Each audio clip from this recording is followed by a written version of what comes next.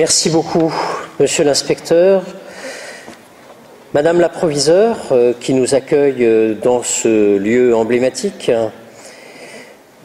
Madame la députée, Madame la représentante du conseil départemental, Madame l'inspectrice générale, merci pour votre présence en tant qu'un grand témoin, Monsieur le procureur général, Monsieur le général de gendarmerie, Madame la procureure de la République, Mesdames et Messieurs les élus, Madame l'inspectrice d'académie, Mesdames et Messieurs les directeurs régionaux des services de l'État, Madame ou Monsieur le représentant de l'université, Mesdames et Messieurs les chefs d'établissement ici présents, inspecteurs, chefs de service, tous les personnels de l'éducation nationale, les parents d'élèves que j'ai vus effectivement représentés ici, et les représentants du monde associatif et économique que j'ai également pu saluer avec bonheur en arrivant. Mesdames, Messieurs, je tiens tout d'abord à vous remercier très chaleureusement pour votre présence à ces assises départementales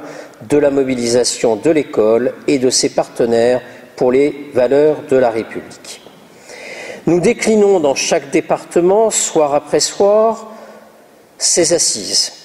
Nous avons également eu un grand témoin, membre de l'inspection générale, Claude Bisson-Vève, qui est venu cette semaine à Auxerre nous parler de ses valeurs et de ses fondamentaux. Hannah Arendt, dans La crise de l'éducation, écrivait en 1958 « L'éducation est le point où se décide si nous aimons assez le monde pour en assumer la responsabilité.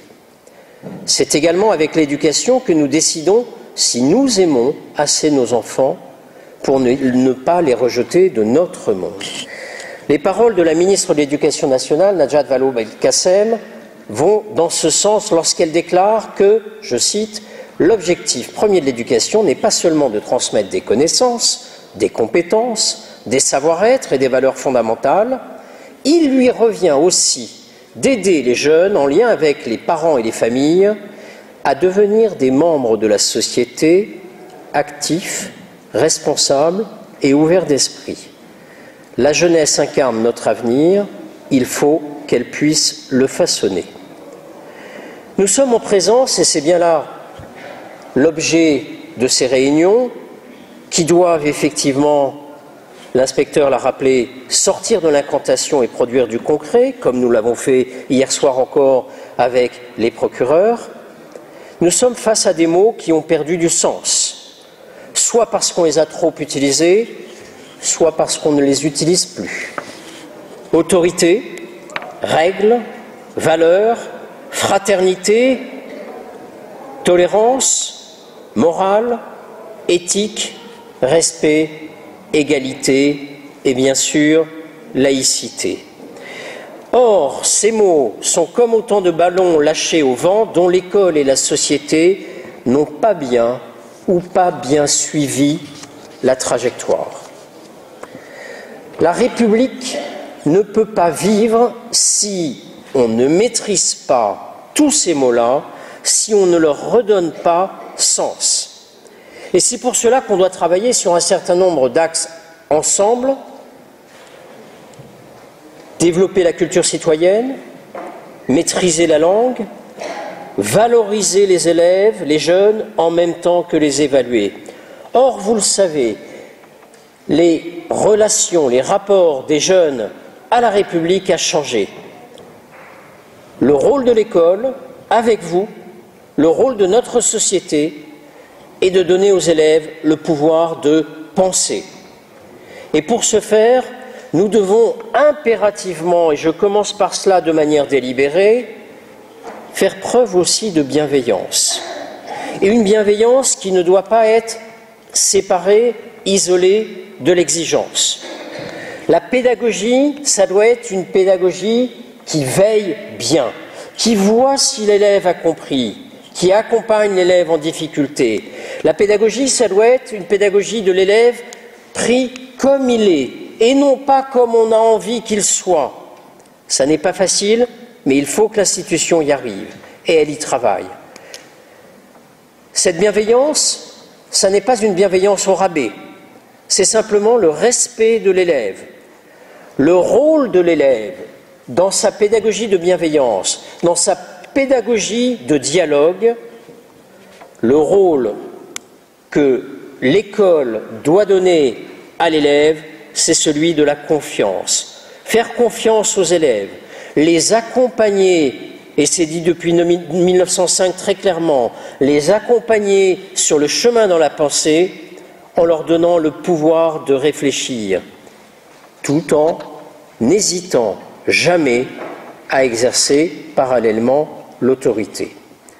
En 2013, la loi de refondation de l'école de la République a mis en place un certain nombre de priorités pédagogiques. Cette loi ne s'arrête pas à la question de l'efficience du système éducatif. Elle s'intéresse à la transmission des valeurs de la République.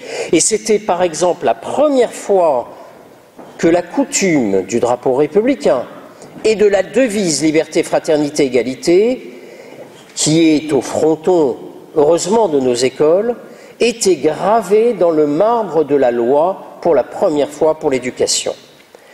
La charte de la laïcité, qui est arrivée ensuite, septembre 2013, a posé des fondements clairs, compréhensibles, travaillables par nos élèves, fondements idéologiques de notre République, liberté de conscience, neutralité des enseignants, garantie d'une culture commune partagée, avec un mot qui a cessé d'être une incantation, mais où nous savons très bien que nous avons encore beaucoup de progrès à faire, la coéducation. Vous savez très bien que l'école sanctuaire, c'est une bêtise. L'école ne doit pas être isolée, surtout pas de son environnement. L'école doit être un lieu de protection des élèves, mais c'est un lieu qui doit être fondamentalement ouvert sur la société. Et la coéducation rappelle bien la place de chacun, la place primordiale des parents, la place essentielle des partenaires, aux côtés de l'éducation nationale dans la formation au vivre ensemble.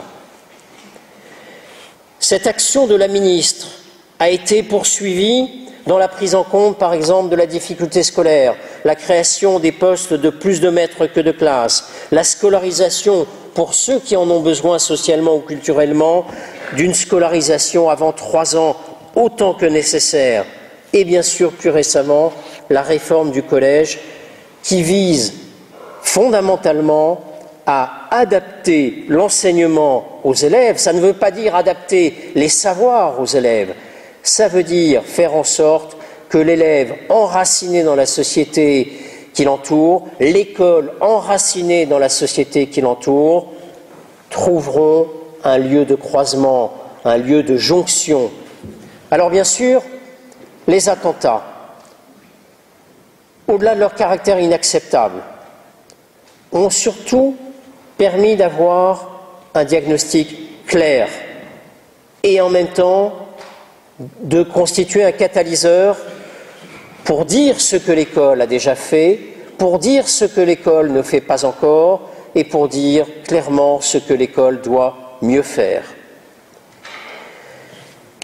Et c'est pour cela qu'on a cette mobilisation exceptionnelle de la communauté éducative, notamment des chefs d'établissement, des enseignants et de tous les personnels et de toutes les associations et de tous les services de l'État autour d'elle pour que nous avancions dans cette valorisation de nos grands refrains républicains et démocratiques. Il faut qu'on travaille à la formation des enseignants autour de ces valeurs. Nous avons commencé à Strasbourg pour le Grand Est et nous avons continué. Il faut restaurer de l'autorité de l'école et à l'école.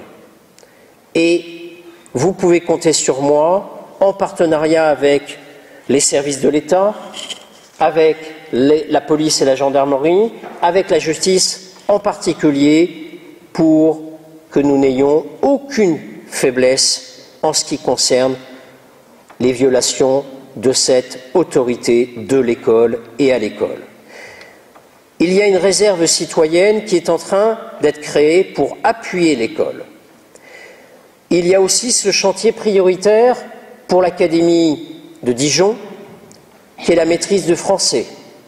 Vous savez comme moi, même si nous sommes en Côte d'Or, que 2 départements de cette académie sur 4 connaissent une progression de l'illettrisme. Ça n'est pas acceptable et ça n'est pas simplement explicable non plus, puisque si nous avons un département qui est en partie une périphérie étendue de la région parisienne, l'autre est un département très rural, et donc des explications simplistes ne suffisent pas. Nous devons mettre en place cet enseignement moral et civique du premier degré jusqu'à la fin du second degré, et nous le ferons dès la rentrée prochaine. Il faut qu'on travaille avec les parents, avec leurs représentants. Il faut que les parents entrent plus à l'école. Et nous avons aussi notre chemin à faire dans l'éducation nationale, notamment pour ces réunions parents-professeurs, de façon à ce que chaque parent ait du temps à passer avec un enseignant référent et de l'explication. Qu'on ne mette pas trop vite l'explication en quelques mots dans une boîte qui va enfermer l'élève, pour qu'on travaille aussi la difficulté de chacun des élèves qui n'est pas la même. Et nous devons aussi travailler, bien sûr, avec les autres services de l'État, les collectivités, dont je salue la présence ici, pour plus de mixité sociale. Et c'est pour cela que, quelles qu'en soient les difficultés, nous décidons pour l'année prochaine de revenir simplement à la loi sur un certain nombre de choses, de dire que l'avis d'imposition sera demandé pour l'affectation en lycée. C'est le retour à la loi, les documents de domiciliation. De ne pas autoriser, par exemple, aussi de classes bilingues nouvelles, qui seraient des classes, mais de dire ça doit rayonner sur l'ensemble de l'établissement.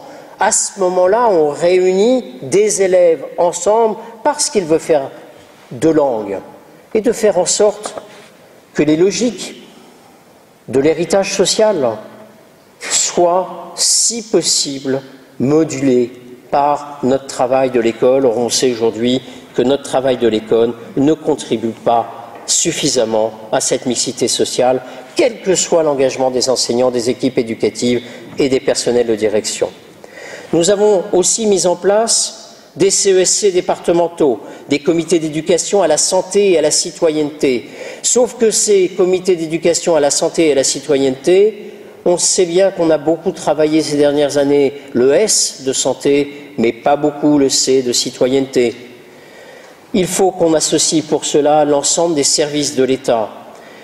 Nous avons créé déjà des référents laïcité dans chaque département, souvent des personnels de direction premier degré, ou de second degré, ou des IEN, des inspecteurs de l'éducation nationale.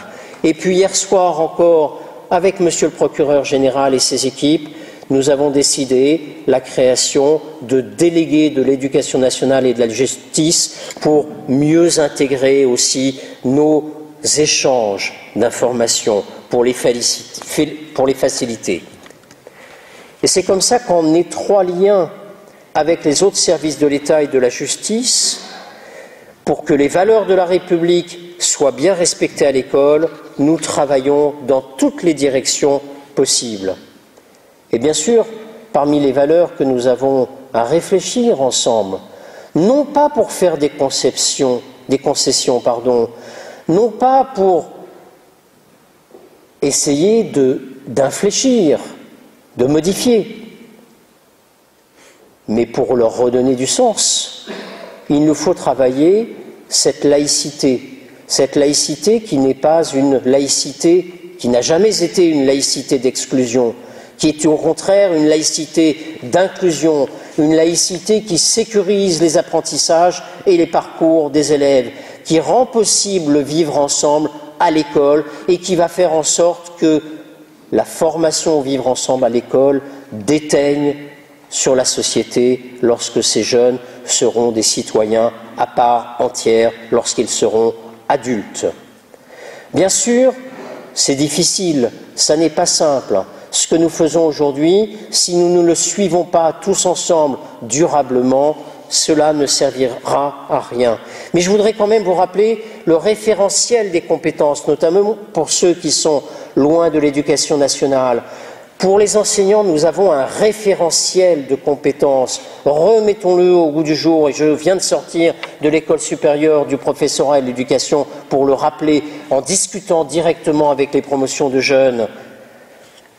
L'article 1 du Code de l'éducation, c'est faire partager les valeurs. Le référentiel de compétences, la compétence 1, c'est faire partager les valeurs de la République. La compétence 6, c'est agir en éducateur responsable et selon des principes éthiques. Si certains de nos enseignants, parce qu'on a oublié de leur dire, ont oublié qu'ils étaient fonctionnaires d'État, mais rappelons-leur, redonnons-leur aussi cette estime-là. Rappelons-leur aussi que l'élève vient comme il est, qu'on ne doit en aucun cas le dévaloriser. On n'a pas tout à fait fini notre mutation dans l'éducation nationale pour faire de l'erreur un vrai registre de vocabulaire. Nous en sommes encore volontiers à la faute. L'éducation nationale travaille, évolue, et en même temps, on sait bien que nous avons encore une partie du chemin à faire et je fais confiance aux enseignants pour le parcourir. La grande mobilisation pour l'école, qui est ouverte ce soir solennellement, c'est votre mobilisation aujourd'hui. Cette mobilisation, pour parler moderne, pour parler comme dans la cour de ce grand lycée, ça ne doit pas être une mobilisation one shot, un coup, comme on dirait aujourd'hui, mais ça doit être une mobilisation durable. C'est pour ça que les valeurs de la République ne peuvent pas être seulement mobilisées par le professeur d'histoire-géographie quand il a le temps pour finir son programme dans l'éducation civique. Non, tous les enseignants doivent être mobilisés pour essayer de transmettre des valeurs.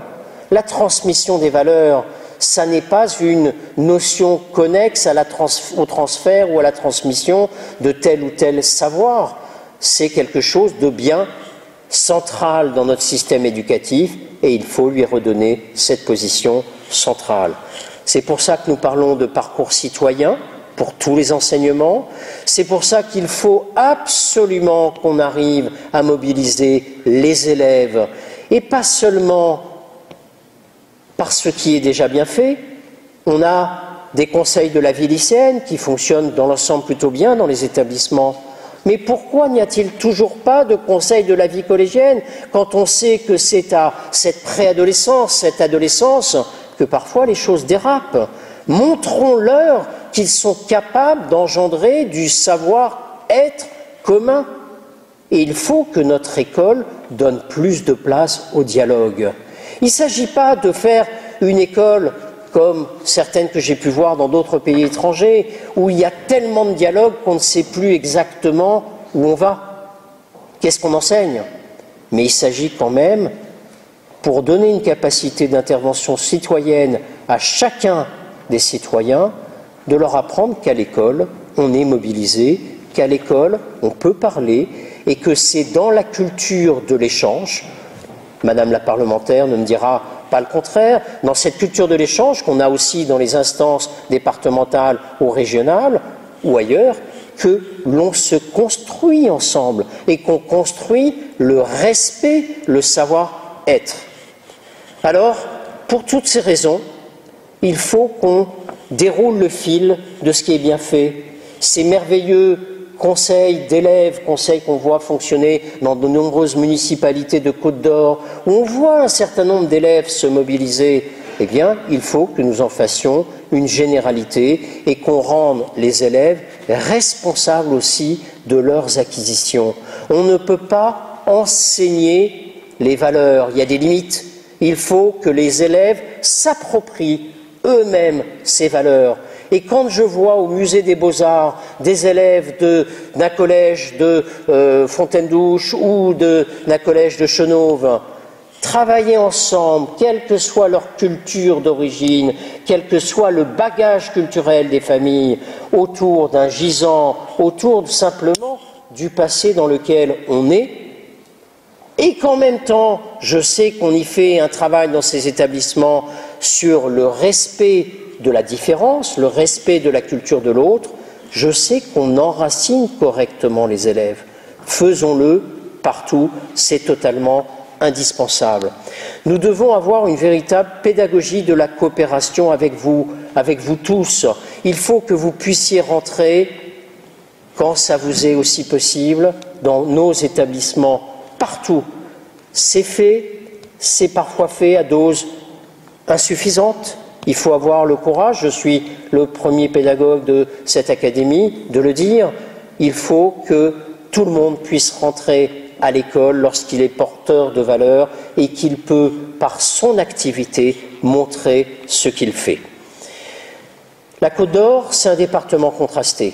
C'est un département avec des zones urbaines, fortement urbanisées comme ici à Dijon. Et puis c'est un département avec de fortes zones rurales.